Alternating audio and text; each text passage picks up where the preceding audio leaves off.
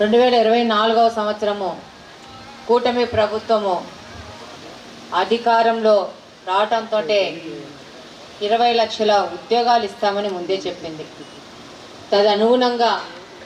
ప్రభుత్వము చంద్రబాబు నాయుడు గారు అలాగనే లోకేష్ గారు వారి కృషితో అనేక భారీ పరిశ్రమలను అలాగనే మధ్యతరగతి ఎంఎస్ఎంఈ పార్కులను కానీ రాష్ట్రానికి తీసుకొచ్చి లక్షల కోట్ల పెట్టుబడులతో ఈరోజు యువతకి ఉపాధి అవకాశాలు కల్పిస్తూ ఈ ప్రభుత్వం ముందుకు సాగుతూ ఉంది. ఒకప్పుడు రాయలసీమ అంటే ఎండుగడ్డ భూములు,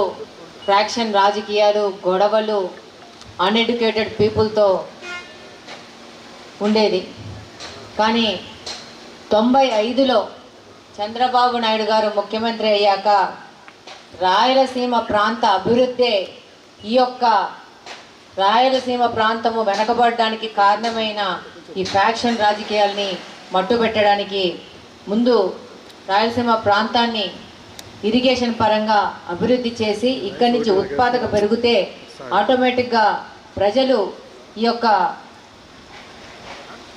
గొడవల నుంచి బయటకు వస్తారు, రాయలసీమ అభివృద్ధికి ముందుకెళ్తారని చెప్పేసి జిఎన్ఎస్ఎస్, హెచ్ఎన్ఎస్ఎస్,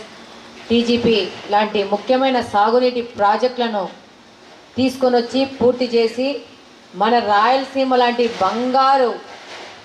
భూములను సారవంతమైన భూములు చేస్తూ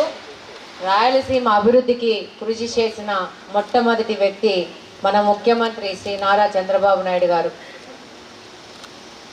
2000 సంవత్సరంలో వచ్చిన ఐటీ పరిశ్రమలను ఆనాటి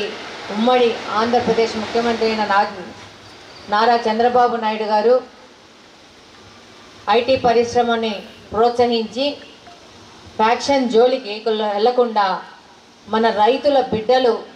ఇంజనీరింగ్లో చేరి మంచి సాఫ్ట్వేర్ ఉద్యోగాలు తీసుకొని వచ్చి లక్షలు సంపాదిస్తూ ఎంతోమంది యువత అమెరికా లాంటి విదేశాలకు వెళ్ళి అక్కడ సంపాదించి ఇక్కడున్న వాళ్ళ తండ్రులకి మంచి వసతి సౌకర్యాలు కల్పించి ఆర్థికంగా అభివృద్ధి చెందడమే మన ప్రాంత అభివృద్ధికి, మన కుటుంబ అభివృద్ధికి ముఖ్యమని సందేశం ఇస్తూ ఈ మధ్యన మన రాయలసీమ ఈ యొక్క రూపును మార్చిన ఘనత మన ముఖ్యమంత్రి నారా చంద్రబాబు నాయుడు గారిది.